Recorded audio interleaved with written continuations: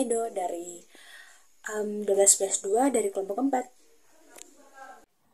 Perkenalkan, nama saya Filomena Astrihasa, saya dari kelompok 4, kelas 12 IPS 2. Perkenalkan, nama saya Pelagia Lukarisa Buso, saya dari kelompok 4. Teman-teman, perkenalkan nama lengkap saya Gibrail Modistus Sadung, saya dari kelompok 4, kelas 12 IPS 2. Perkenalkan, nama lengkap saya Katarina Nana Azi, saya dari kelas 12 IPS 2.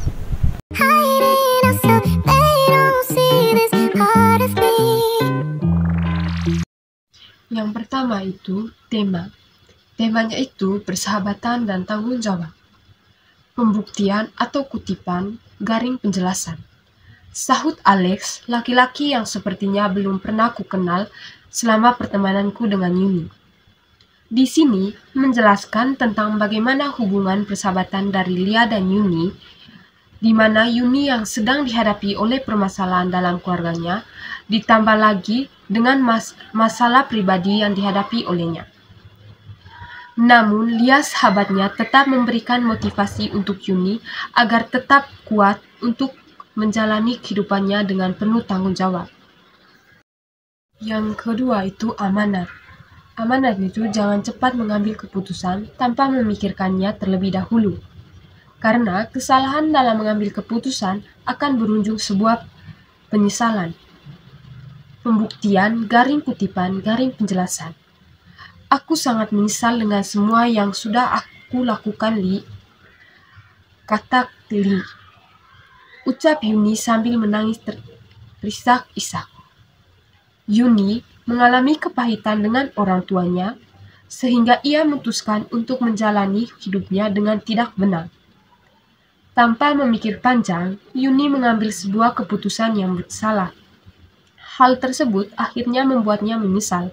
Namun, apa boleh buat, semuanya sudah terjadi. Sehingga yang dilakukan Yuni ialah harus bertanggung jawab dengan apa yang sudah ia lakukan. Yang berikutnya, latar. Yang pertama, latar tempat, rumah Lia, dan rumah Yuni. Pembuktian kutipan. Beberapa bulan kemudian, Hani menemuiku di rumah. Pembuktian yang kedua, 2 minggu kemudian, aku memutuskan untuk pergi menemui Yuni. Sesampainya di rumah Yuni, disambut oleh seorang pria, dan ternyata itu Alex, suaminya Yuni. Yang berikut, latar waktu. Pembuktiannya, beberapa bulan kemudian, Hani menemuiku di rumah. Pembuktian yang kedua, selang beberapa jam, aku mencoba untuk menelpon Yuni. Pembuktian yang ketiga, 2 minggu kemudian, aku memutuskan untuk pergi menemui Yuni.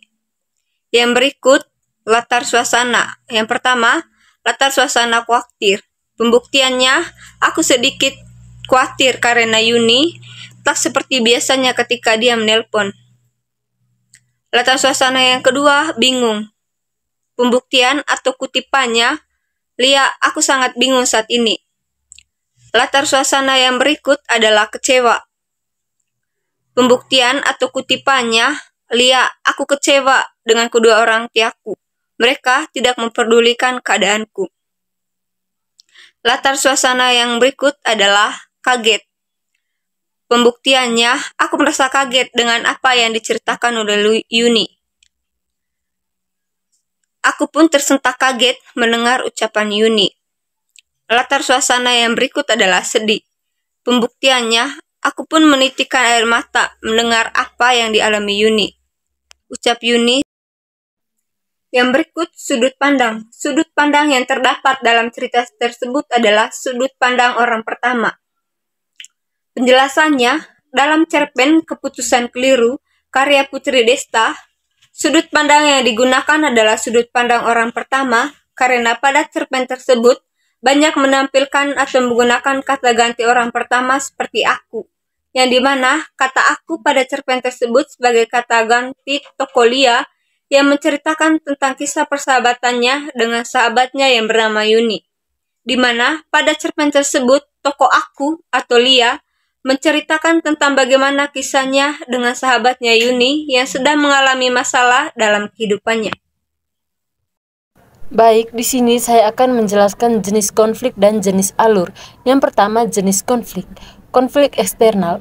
Konflik eksternal adalah konflik yang terjadi antara seorang tokoh dengan suatu di luar dirinya, mungkin dengan lingkungan alam atau dengan lingkungan manusia. Pada cerpen tersebut menceritakan tentang tokoh Yuni yang sedang mengalami pertentangan dengan kedua orang tuanya karena sikap kedua orang tuanya yang tidak memperdulikan dan memperhatikan Yuni, bahkan tidak memberikan uang kepada Yuni untuk membayar kuliahnya. Hal ini yang menimbulkan konflik di antara Yuni dan orang tuanya, sehingga membuat Yuni sangat kecewa akan hal itu, dan ia memutuskan untuk berhenti kuliah karena merasa bahwa dirinya menjadi beban bagi kedua orang tuanya. Karena hal tersebut, Yuni mengambil sebuah keputusan yang pada akhirnya ia menyesali itu, tetapi di sisi lain, ia juga harus menerima kenyataan dan menjalankan kehidupannya dengan lebih tulus, ikhlas, dan bersabar lagi, serta menjalankannya dengan penuh tanggung jawab. Yang berikut jenis alur. Yang pertama, alur maju atau progresif, yaitu alur yang peristiwa-peristiwa atau kejadian yang bergerak secara urut dari awal hingga akhir dan memiliki cerita yang rapi. Yang dimana pada cerpen Keputusan Keliru diceritakan dari awal mengapa dia berhenti kuliah dan hingga akhir dia mempunyai suami dan anak. Yang ketujuh, penokohan. Yang pertama, tokoh protagonis. Tokoh protagonis merupakan tokoh utama yang menjadi pusat perhatian dalam cerita. Yuni merupakan tokoh utama yang selalu mendapatkan masalah. Yang berikut, tokoh antagonis. Tokoh antagonis merupakan musuh dari tokoh utama dalam cerita. Orang tua Yuni dan Theo merupakan orang yang menimbulkan konflik dengan Yuni.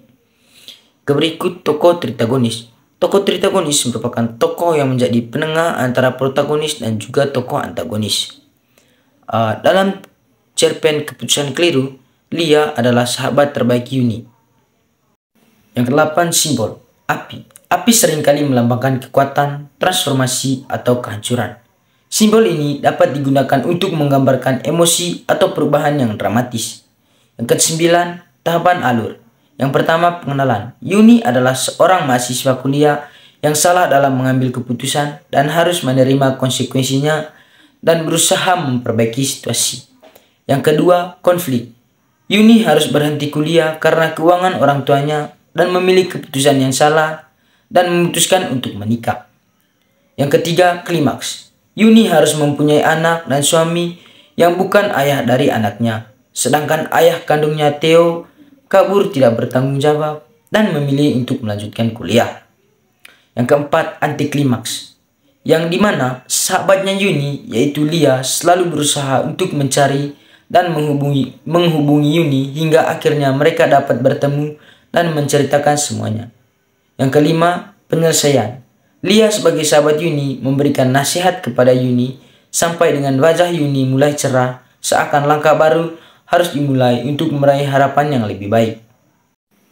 Tahapan alur. Klimaks. Yuni mengungkapkan bahwa dia hamil dan akan menikah dengan seorang pria yang bukan pacarnya.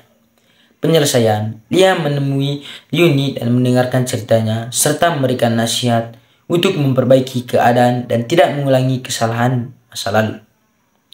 Pengenalan tokoh dan latar. Tokoh utama Lia menerima telepon dari Yuni yang sedang mengalami masalah. Konflik muncul, Yuni mengalami kekecewaan terhadap orang tuanya dan memutuskan untuk berhenti kuliah. Oke teman-teman, jadi nilai-nilai yang dapat kita petik dari cerpen ini adalah yang pertama yaitu ada nilai moral. Yang pertama yaitu pentingnya pertimbangan matang sebelum mengambil keputusan. Yang kedua yaitu keteguhan hati dalam menghadapi kesulitan. Yang ketiga harus pentingnya ada komunikasi dan juga hubungan yang baik dengan keluarga. Yang keempat yaitu adanya kesempatan untuk memperbaiki diri atau hidup. Yang kedua ada nilai religi, yaitu di dalamnya ada kita harus penting bersyukur dalam kehidupan kita. Yang kedua pentingnya bertawakalah kepada Tuhan. Dan yang berikutnya ada nilai budaya. Nilai budaya patriarki dalam cerita ini menunjukkan bagaimana budaya patriarki dapat mempengaruhi kehidupan perempuan, seperti pernikahan dini dan kurangnya kesempatan untuk mendapatkan pendidikan yang lebih tinggi dan lebih baik.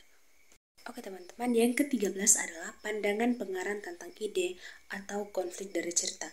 Yang pertama itu adanya dampak kekecewaan terhadap orang tua. Yang kedua, pentingnya tanggung jawab dalam suatu hubungan. Yang ketiga, keduanya untuk memperbaiki kesalahan masing-masing. Yang keempat yaitu kasih sayang dan juga memaafkan. Yang kelima yaitu keteguhan hati dan dukungan dari teman. Oke teman-teman, yang ke-14 yaitu adalah kritikan dan saran. Yang pertama yaitu adalah kritikan. Kalimat kritikan untuk cerpen Yuni. Yang pertama, alur cerita terkesan terburu-buru. Yang kedua yaitu penggambaran latar belakang yang kurang detail. Yang ketiga, dialognya itu kurang mengalir dan juga terkesan monoton bagi para pembaca. Yang keempat, kurangnya sudut pandang lain. Dan yang terakhir yaitu kesimpulannya itu terkesan menggurui. Dan yang berikutnya itu adalah saran. Jadi, untuk memperdalam pengembangan karakter dan juga konflik cerita dengan cara memperkaya detail latar belakang dan deskripsi. Yang kedua yaitu meningkatkan kualitas dialog agar lebih natural dan juga mengalir. Lebih kayak menambahkan sudut pandang lain untuk memperkaya cerita yang akan dibuat. Dan juga menyampaikan pesan moral ini dengan lebih halus dan terintegrasi dalam cerita.